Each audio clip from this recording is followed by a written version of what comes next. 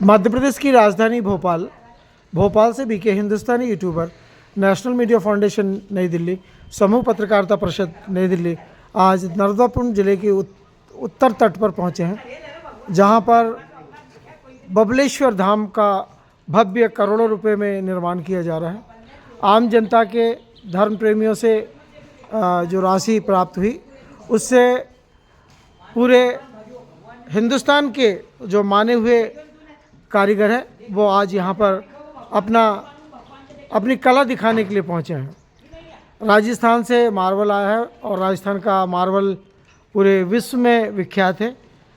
America, Australia, Japan, Switzerland, Andhra, Tamil Nadu जैसे कई बड़े बड़े शहरों में और बड़े बड़े धार्मिक स्थानों पर राजस्थान का मार्बल उपयोग में आता है और वहीं के कर्मचारी और वहीं के कलाकार लोग जाकर मार्बल के ऊपर अपनी कला दिखाते हैं।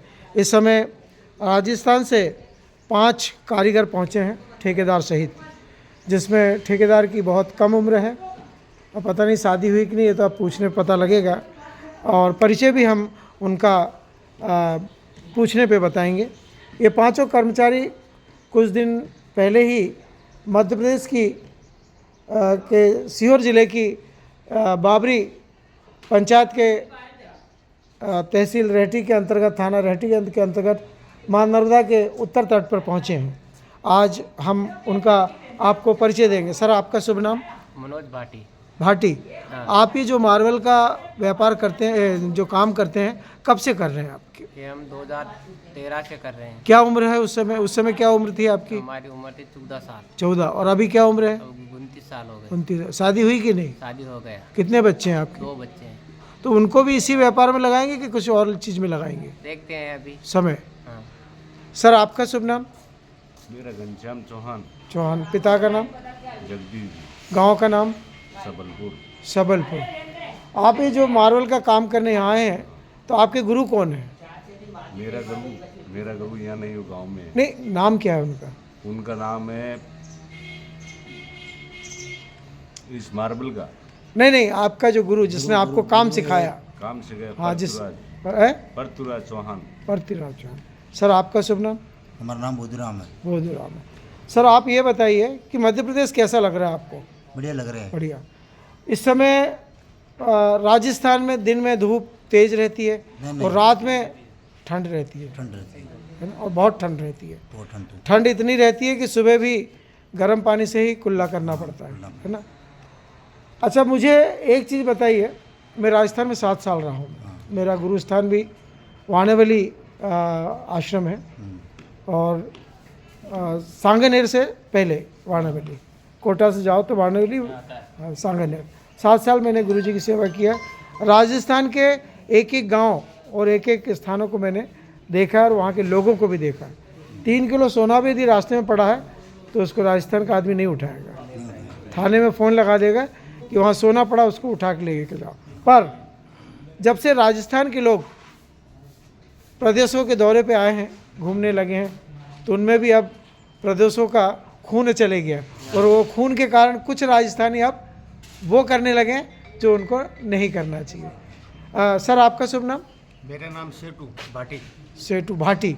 हाँ, चलो, भाटी तो हमारे समाज में ही आते हैं, क्योंकि जब हम राजस्थान करौली से आए थे तो भाटी हम लोग के साथ आए थे। यहाँ पे जितने भी भाटी हैं वो हमारे गोत्र में तो नहीं है, पर हमारे मित्र हैं। वो आज भी हमारे ऊपर कोई ख़तरा आता है तो भाटी लोग उसको संभालते हैं। सर, आपका शुभ नाम? ताराचंद भाटी। सर, आप ये बताइए कि राजस्थान में आपका जन्म हुआ, पढ़ाई भी शायद राजस्थान में हुई, पूरा राजस्थान में। और राजस्थान के को छोड़ना भी नहीं चाहेंगे आप? नहीं। यदि मन होने के बाद भी आप राजस्थान नहीं छोड़ना चाहेंगे तो आप आज इस ग्राम में आए हैं। ये मेरी ससुराल है, ये सामने वाला मेरा गांव है। सामने जो है दिख रही है, ये पूरी मेरी ज़मीन है। सामने जो ज़मीन दिख रही है ये पूरी मेरी ज़मीन है, और जो रेत का उत्खनन जो हो रहा है ये भी मेरी ज़मीन से ही हो रहा है। पर मैं उनसे 1 रुपया नहीं लेता हूँ। मैं क्यों नहीं लेता हूँ कि माँ नर्मदा की मैंने परिक्रमा किया है और सरपंच साहब ने माँ नर्मदा की परिक्रमा की है, तो हमको माँ नर्मदा की के जीवन के बारे में, जानते हैं, हम इतिहास के बारे में जानते हैं। जिसने भी माँ नर्मदा की परिक्रमा यदि दिल से की है उसका परिवार सुकून से है, पैसे की कोई कमी नहीं है। ये माँ नर्मदा का परिक्रमा करने वाले लोगों के लिए विशेष उपहार मिलता है। मैं जब परिक्रमा करने गया था तो वानेवली के पास में एक गांव है, ख्याल तो नहीं आ रहा है, वानेवली आश्रम के सामने गांव है वो। और उस गांव से हम लोग बाटा पिसवाने जाते थे गौशाला के लिए बाटा बनवाने जाते थे। तो वहाँ उस गांव की 3 महिला आई थी हमारे साथ परिक्रमा हमारे साथ की उनको हमने बहन बनाया है। अभी भी हम जाते हैं तो उनके चरण छूते हैं, उनके घर के कार्यक्रमों में कपड़े जो संस्कार है उनके, एक जाट परिवार से, एक भाटी परिवार की थी और एक का तो नहीं मालूम ब्राह्मण परिवार की। 3 महिलाएं हमारे साथ थी और 2 पुरुष राजस्थान के हमारे साथ गए थे। और सामने में ही हमारा गुरु आश्रम बनवाया, बहुत बड़ा ऑफिस, कभी मौका लगे तो आना आप। और गुरुजी भी आने वाले राजस्थान से 1-2 दिन के अंदर में।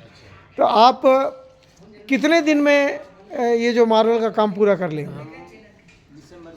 हमारा 2 महीने में पूरा कंप्लीट हो जाएगा। तो आप मुझे ये बताइए कि जिस दिन हम इस भव्य बबलेश्वर धाम का समारोह का उद्घाटन करेंगे, आप लोग आएंगे कि नहीं? बिल्कुल आएंगे साहब। तो आप एक काम कीजिएगा कि सरपंच साहब के पास में पूरा एड्रेस, मोबाइल नंबर सहित भेज देना। यदि वो नहीं करेंगे तो मैं आपको बुलवाऊंगा। और यदि मेरे कंपनी ने साथ दे दिया तो आपका आने जाने खर्चा और इनाम दोनों कंपनी से हम दिलवाएंगे आपको, ये हम वादा करते हैं आपको। क्योंकि कंपनी जो है, कंपनी के जो लोग ठेकेदार हैं आंध्रा के रहने वाले हैं, बहुत अच्छे लोग हैं, बहुत ही अच्छे लोग हैं। ये जो जहाँ मैं खड़ा हूँ ना, ये भी आंध्रा कंपनी के कर्मचारी लोग और उनके जो ठेकेदार लोग हैं, उनका एक जो कलेक्शन है, धर्म कलेक्शन बोलते हैं जिसको, वो इसमें लग रहा है। समझे कि नहीं? धर्म कलेक्शन। हमारे गांव में भी अभी आंध्रा कंपनी ने एक मंदिर बनाया, वो मंदिर हमारे एमपी के आदमी कभी नहीं बना सकते, इतना सुंदर मंदिर बन रहा है। और एक मंदिर और बनने जा रहा है नर्मदा के किनारे। मैंने अपनी ज़मीन बात की है, वहाँ पे एक मंदिर बनेगा माँ नर्मदा का, जहाँ परिक्रमावासी लोग रुकेंगे। मैं वरिष्ठ पत्रकार बीके हिंदुस्तानी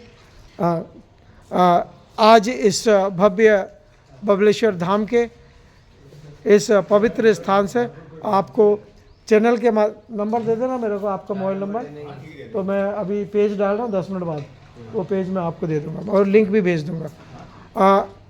एक समय ऐसा भी था कि जब मैं यहाँ आया था तो सरपंच साहब ने मुझे जो लिफ्टिंग ट्रॉली रहती है सामान ऊपर नीचे लाने के लिए, सीमेंट वगैरह, तो उस ट्रॉली में बैठा के मुझे ऊपर तक लेके आए थे।